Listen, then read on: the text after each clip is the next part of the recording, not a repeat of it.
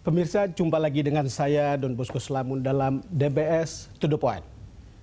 Apa kabar Anda?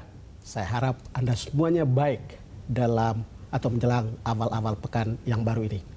Dalam hitungan pekan, pemerintahan Joko Widodo Yusuf Kala akan berusia 2 tahun. Dengan slogan kerja, kerja, kerja, pemerintahan ini ingin membuktikan bahwa apa yang dikatakannya bukan slogan kosong. Apakah hal itu terbukti di lapangan? CSIS di bulan Agustus lalu mencoba merekam persepsi publik atas kinerja pemerintahan Jokowi JK. Menurut survei CSIS, kepuasan publik terhadap kinerja pemerintahan Jokowi JK naik menjadi 66,5%. Hasil optimisme publik pun menggelembung. Dan yang lebih penting lagi, mayoritas responden mencapai 89% mengaku bahagia dengan kehidupan saat ini. Apa yang menyebabkan kepuasan publik naik dan lalu merasa bahagia? Saya sudah bersama Philips Jusario Vermonte, Direktur Eksekutif CSIS. Sebelum memulai diskusi, kita simak hasil survei CSIS berikut ini. Carlos Michael akan menyampaikannya. Don Bosco Slamun, saya memiliki hasil survei terbaru CSIS yang menunjukkan kepuasan publik terhadap kinerja pemerintahan Joko Widodo Yusuf Kala meningkat dibandingkan setahun yang lalu. Pada bulan Oktober tahun 2015, saat setahun pemerintahan Jokowi dan Yusuf Kala, publik yang puas sebanyak 50,6%. Sementara yang tidak puas adalah sebesar 48,2%. Kita lihat kemudian di bulan Agustus 2016 kepuasan publik ini meningkat menjadi 66,6% dan publik yang tidak puas menjadi 32,8% sehingga ada peningkatan tingkat kepuasan sekitar 15,4%. Lalu bagaimana respon publik atas kinerja pemerintah dalam beberapa bidang utama? Kita lihat datanya bahwa pemerintahan Jokowi JK dalam persentase kepuasan publik terhadap beberapa bidang utama, bahwa di bidang ekonomi kepuasan publik ini pada tahun lalu bulan Oktober sebesar 30%, sementara itu Agustus tahun ini sebesar 46,8% sehingga ada peningkatan sekitar sebesar 16,8%. Sementara di bidang hukum, kepuasan publik juga meningkat menjadi 62,1%. Ini berbeda pada bulan Oktober 2015 yang kepuasan publik hanya sekitar 51,10% saja.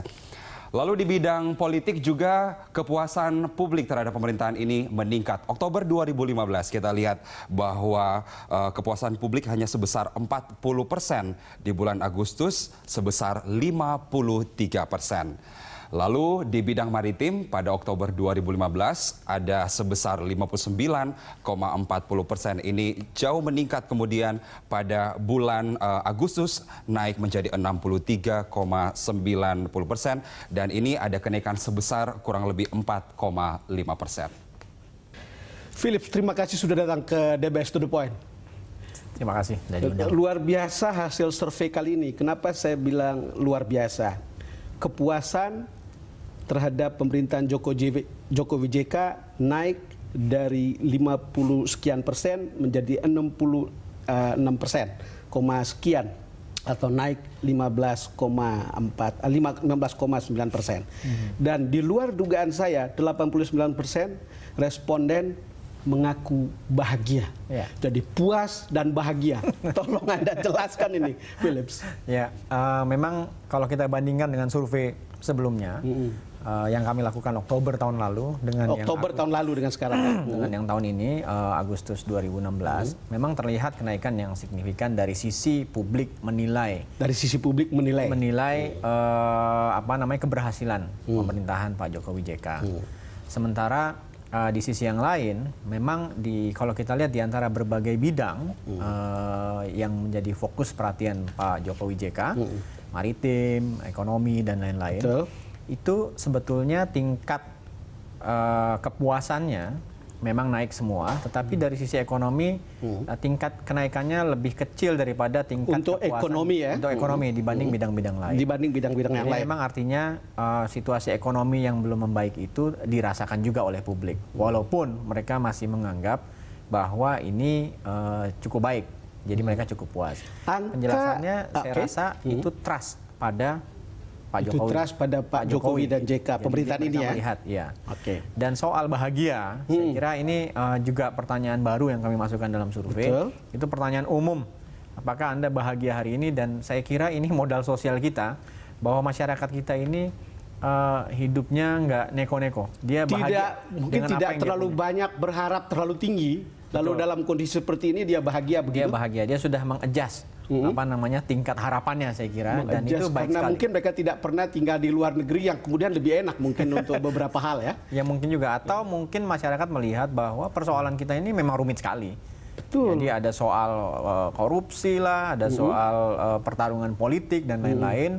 Lalu situasi ekonomi dunia juga kurang baik, ada terorisme, ada yang lain-lain, sehingga mereka merasa, wah, kita ini sudah cukup bahagia dengan Kita sudah cukup perjalanan bahagia. selama 2 Angkanya Mas Philips itu 89%. Ya. Besar sekali Ya. bahagia, dan memang ini pertanyaan untuk saya sebetulnya. Ada kemungkinan juga begini, ada memang pertanyaan-pertanyaan survei yang mungkin saja membuat orang berusaha menjawab sesuatu yang kira-kira jawabannya konformitasnya dengan lingkungan sosial, sehingga mereka walaupun mungkin tidak terlalu bahagia, mereka bilang bahwa kami cukup bahagia. Artinya jawaban ini sangat tergantung pada pertanyaan, bukan? Betul, tapi itu sudah di-capture sebetulnya oleh margin of error. Jadi yang hal-hal seperti itu ya sudah kita discount melalui margin of error. Jadi kalau kira-kira margin of error-nya kalau margin of error-nya 3%, itu tinggi. berarti 80 Masih tetap tinggi. Karena begini, kalau di wartawan kita kenal good questions always give good answers. Ya. Jadi sebuah pertanyaan bagus akan mendapatkan jawaban yang bagus.